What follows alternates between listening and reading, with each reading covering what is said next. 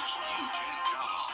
Children First on News Channel 6 is sponsored by Bridgestone.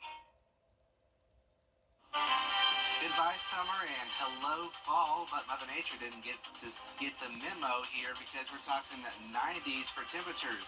I'll have the rest of the forecast coming up. Now on News Channel 6 at 6, the changing of the guard for Arts in the Heart of Augusta will meet the next executive director.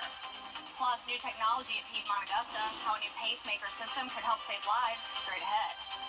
And preventing the outbreak of deadly diseases, what the CDC is doing to prevent the next pandemic before it happens, as your News at 6 starts right now. Live from Television Park, this is WJBF News Channel 6 at 6. Good Sunday evening, everyone. I'm Kim Vickers. Thank you so much for joining us.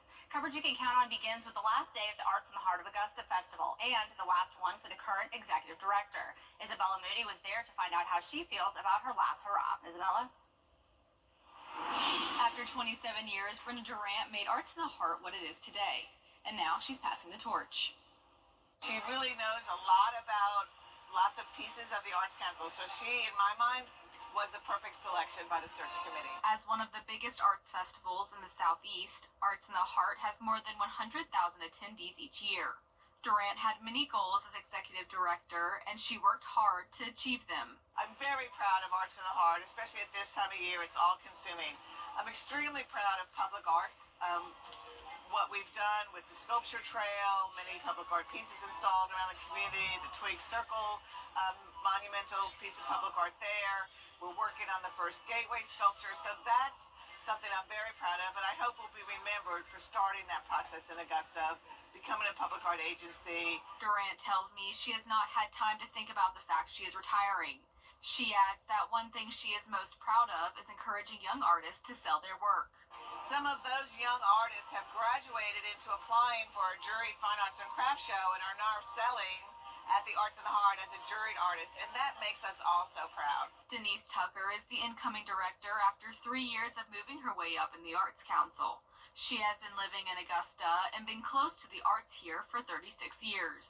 I really love the arts in Augusta, and I'm just really excited to be able to advocate for our artists both locally and regionally. And then Arts in the Heart, of course, like who doesn't like Arts in the Heart? Although she does not want to change too much, she is ready to take on Arts in the Heart and bring in some new things.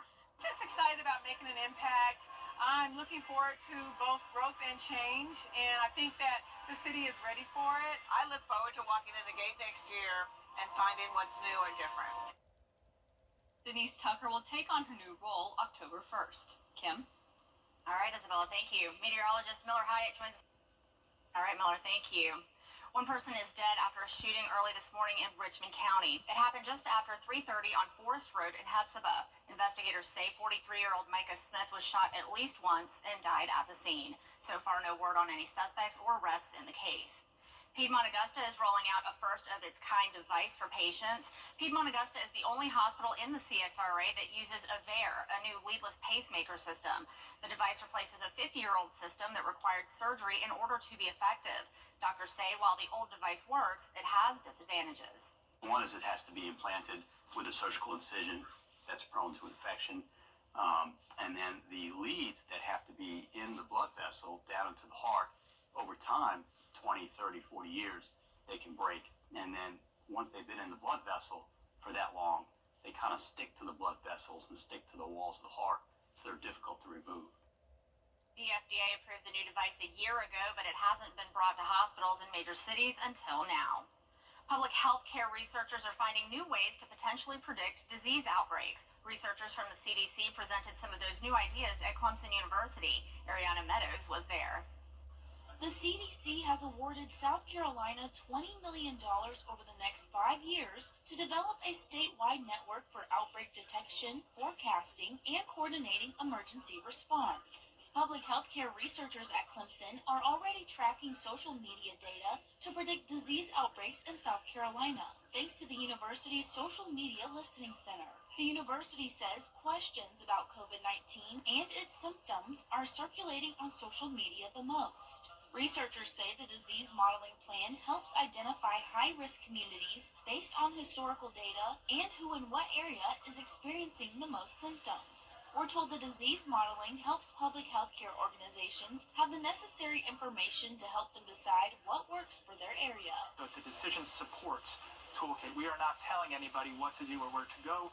We are providing them with the necessary information to help them decide what to do. So if you're a health system, it may help you decide where to send your mobile health clinic. If you are a member of the community, it may help you decide, maybe I wear a mask when I go on this flight today because we see cases increasing, or when I'm teaching my class, whatever it may be.